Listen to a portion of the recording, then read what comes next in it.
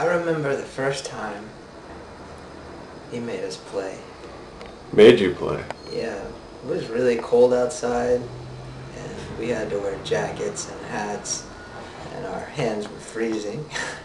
The ball was really heavy, but we played, and it was okay. Most of the time we just spent our time trying to find the ball. We didn't really like play much of a game. It was more like the game could be called "Where's the Ball?" You know.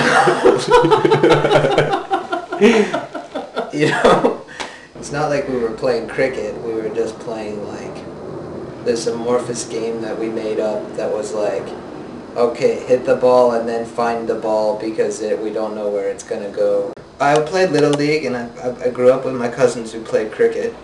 They were definitely much more athletic than I was. I was the little like painter.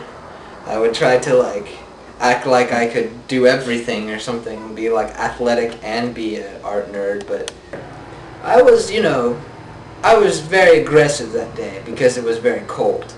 You know, I was freezing and I wanted to just hit the damn ball. You know, it was that kind of thing.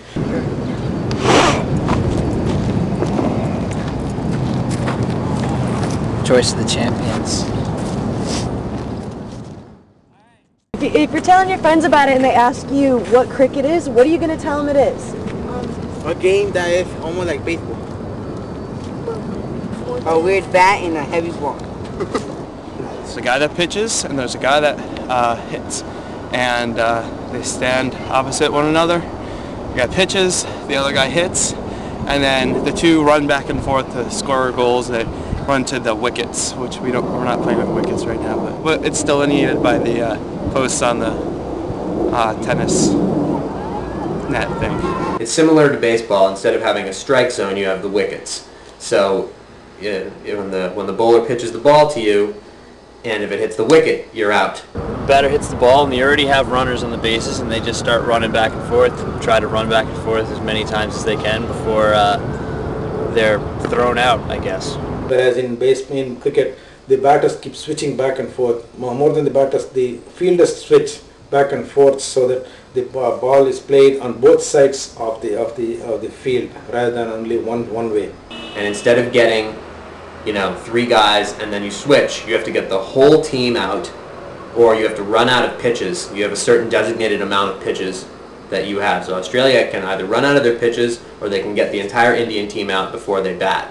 And when it is their turn to bat, they have to, the only way they can win is to catch up to India's score. And it's just a ball and a bat you have to use. The bat that we use here is much more broader so that you get the whole ball we're going to handle the whole ball on the bat itself. When the two batters are batting, when you have a bowler, the bowler runs towards the pitch, the ground. It's called the pitch, and it's a very compacted thing of length of dirt. And he does this long run and this like bouncy run, and flings the ball over his shoulder, and it bounces off of the ground. And then off of the bounce, the batter has to hit it. Oh! You're right. What'd you do?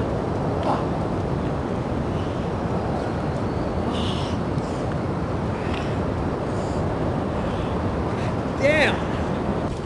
So do you guys think you want to play this game again sometime or what? Yeah. Yes. A lot of time. Yes. A lot. You gonna tell your friends? Yeah. What are you gonna tell them? To bring helmets. Yeah, that's the other thing. The original intention for the cricket bat was not had nothing to do with sports in any way. It was a weapon for hand-to-hand combat. The English were so bored that they needed to like channel their aggression into this like game, because all English people are bored. They're always bored. I mean, tea is boring.